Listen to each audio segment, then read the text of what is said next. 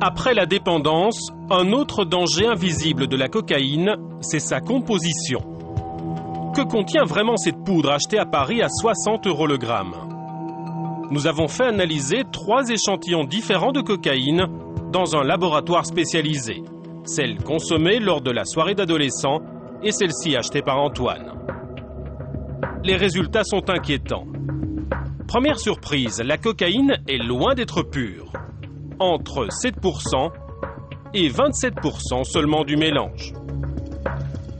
Le reste, ce sont des produits de coupe, comme le sucre présent à 61% dans un échantillon. On trouve aussi des matières grasses en plus petite quantité. Et surtout, des médicaments.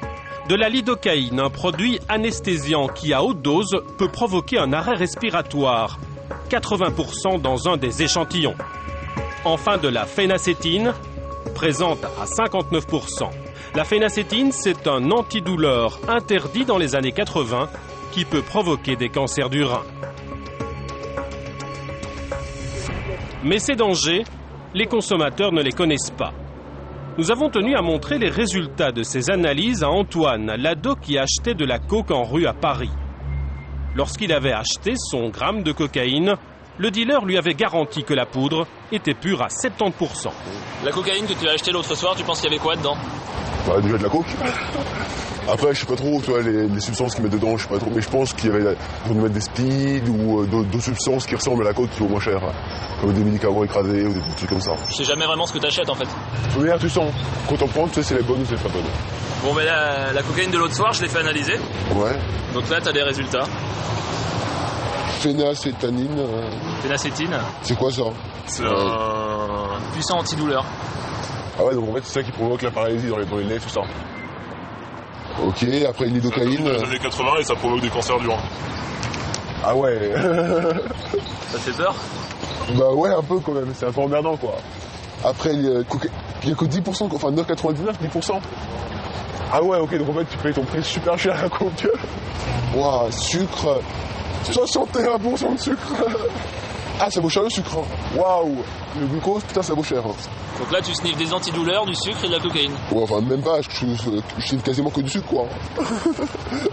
Putain, je suis très déçu. Ça te donne envie de continuer à mettre 60 € dans le gramme? Non, mais de changer de dealer, en tous les cas. Même en ayant pris connaissance de ces analyses, Antoine reste inconscient face à la toxicité de ces produits. Mais le pire avec la cocaïne, c'est que plus encore que d'autres stupéfiants, elle peut conduire vers d'autres drogues dures, car l'effet qu'elle produit est très court. L'effet dure 20-30 minutes à peu près, et la courbe est comme ceci, c'est-à-dire que ça monte très vite et ça descend très vite. C'est un mini phénomène de descente où ils se sentent un peu moins bien, un peu plus tristes. Et quand le moral baisse, on va reconsommer si on en a à disposition. Si on n'en a pas, on va essayer d'atténuer ces phénomènes de descente en prenant d'autres choses. Parmi ces produits, l'héroïne ou la méthadone. Voilà comment la cocaïne peut conduire certains consommateurs jusqu'à la mort.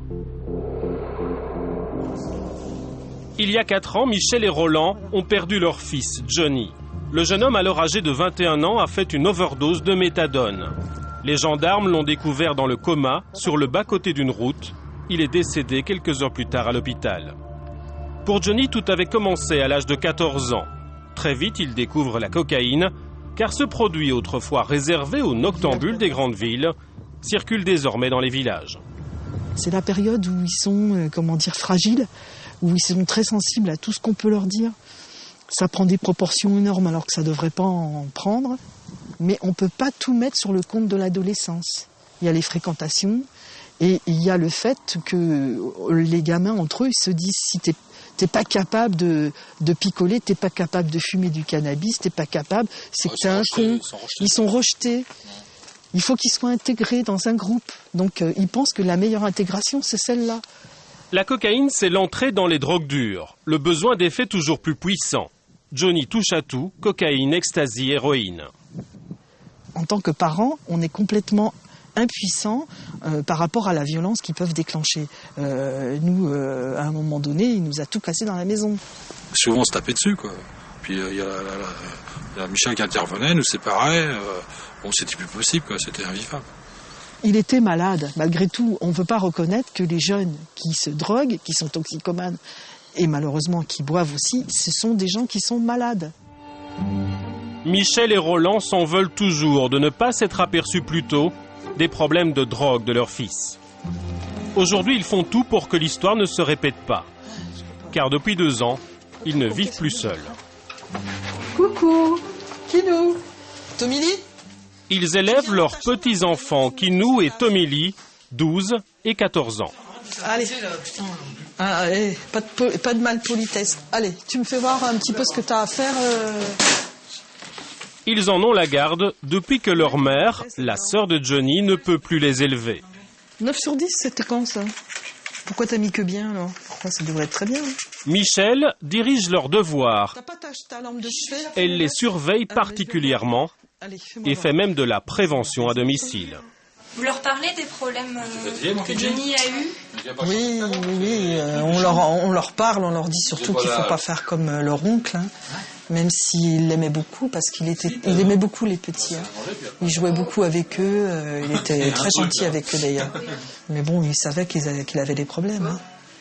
Ouais, ça a été dur pour eux, hein, de toute façon. Visiblement, le message a été bien reçu par Tomili, 14 ans. Quand je suis arrivé chez mes grands-parents, j'ai tout de suite vu qu'en fait, mon oncle et tout, il faisait des conneries. Enfin, je savais pas c'était quoi à l'époque. Moi, j'étais petit, je m'en foutais, quoi. Et en fin de compte, maintenant que je sais, c'est que la drogue, elle a vachement été présente dans notre famille. On a beau m'en proposer, moi, je m'en fous. Je prends pas des trucs comme ça. J'ai pas besoin de ça pour m'amuser, de toute façon. S'ils veulent crever de ça, ils crèvent de ça, hein. Franchement, ils commencent par de la drogue, là, comme le shit et tout. Ils finissent avec l'héroïne et après ils finissent comme mon oncle, ils crèvent, donc comme ça. We used to say that we were brother and sister. We used to think